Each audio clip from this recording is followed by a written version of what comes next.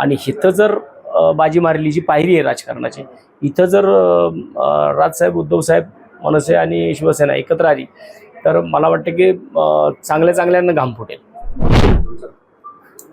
आता जे काही ठाकरे बंधू एकत्र येणार आहेत या चर्चा सुरू आहे त्यावर तुमचं काय मत आहे? जी चर्चा संपूर्ण महाराष्ट्रभर चालू आहे, ते आज पाहिलं तर मला वाटतं कुठल्या निवडणुका सध्या तरी नाही आहेत.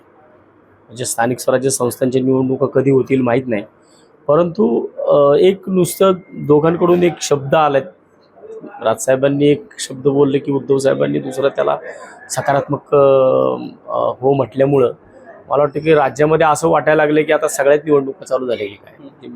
विधानसभा संपलेली आहे, लोकसभा संपलेली आहे, परंतु स्थानिक स्वराज्य संस्था हा मूळ गाभा आहे राजकारणाचा.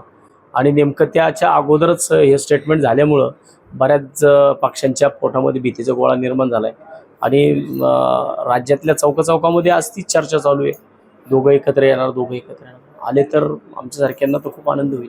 काय मनसैनिक असतील, शिवसैनिक असतील, यांच्यामध्ये तुम्ही पाहत असाल किती आनंद आहे किंवा म्हणजे आता सध्या तरी आमने सामने आलो तर मन में लड्डू फुटा अशा प्रकारचं तर चालू आहे. आता तुम्ही दोन्ही पक्षामध्ये काम केलेलं आहे, मनसेने काम केले, शिवसेनेने केलंय. तुम्हाला शक्यता वाटते का खरंच की नुसती चर्चाच राहणार आहे, काय नाही?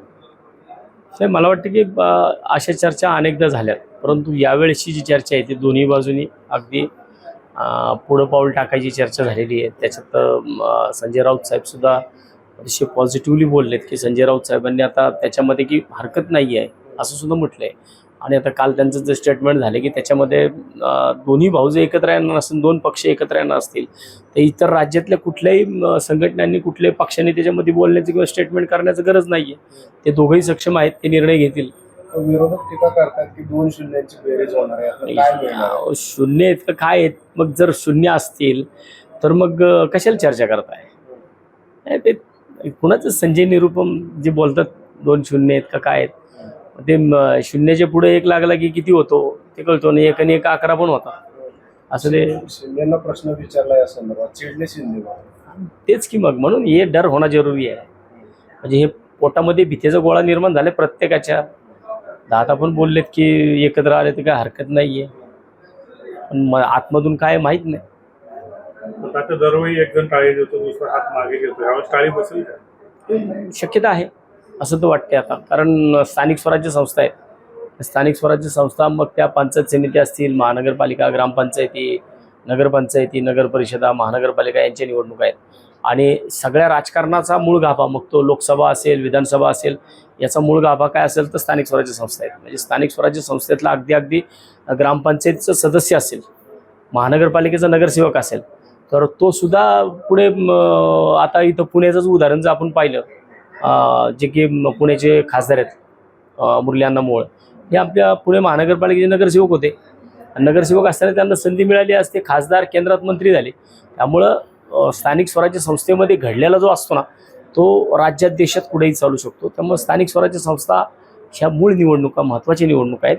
आणि इथं जर बाजी मारली जी पायरी आहे राजकारणाची, इथं जर राजसाहेब, उद्धवसाहेब, मनसे आणि शिवसेना एकत्र आली तर मला वाटतं की चांगल्या चांगल्यांना घाम फुटेल.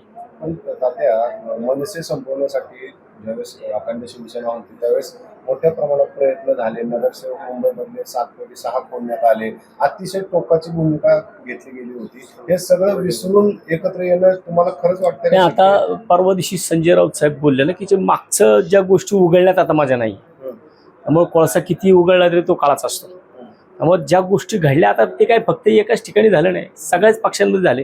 आता 40 आमदार ज्या टायमाला शिवसेनेचे घेऊन एकनाथ शिंदे साहेब तिकडे जाऊन गेले त्यावेळेस उद्धव साहेबांना बी त्रास झाला असेल ना. ठीक आहे, जो स्वतः निवडणुकांमध्ये माणूस निर्णय घेतो तो कधी कधी स्वहितासाठी घेतो किंवा काही जणांचे काय हात अडकलेले असतात यांच्यासाठी घेतात, परंतु त्यावेळेस जो निर्णय असतो तो सत्सद विवेक बुद्धी जागेवर ठेवून विचार केलेला असतो त्या माणसाने सुद्धा. त्यामुळं मला वाटतं की त्या विषयाचा विचार न करता जर पुढे जायचं असेल, महाराष्ट्राला विकासाच्या प्रगतीपथावरती न्यायचं असेल तर आज महाराष्ट्र कुठंच बाकीच्या गोष्टीत आपण पाहिल्या की योजना असतील कुठल्या, आज शेतकऱ्याने आत्महत्या केली तर त्याला शेतकऱ्याला आत्महत्या केल्यानंतर त्याला द्यायला पैसे नाही आहेत. अपंग कल्याणकारी योजना बंद पडल्यात. 2100 रुपये मिळणाऱ्या बहिणींना आता 500 रुपये मिळणार आहेत. म्हणजे हे जे काही निवडणुका होत्या, म्हणजे ते जुमला जो म्हणतात ना, तो जुमला जो होता, तो जुमला आता मला वाटतं थांबलाय. आणि फक्त निवडणुका ह्या प्रलोभनाने जिंकता येत नाहीत, तर महाराष्ट्रात हे दोघं भाऊ जर एकत्र आले, शिवाय या दोन्ही पक्षांची जी ताकद आहे, यंगस्टर्स जिकडे आहेत, हे जर एकत्र झाले, तर मला वाटतं की देश आपला हा तरुणांचा देश आहे.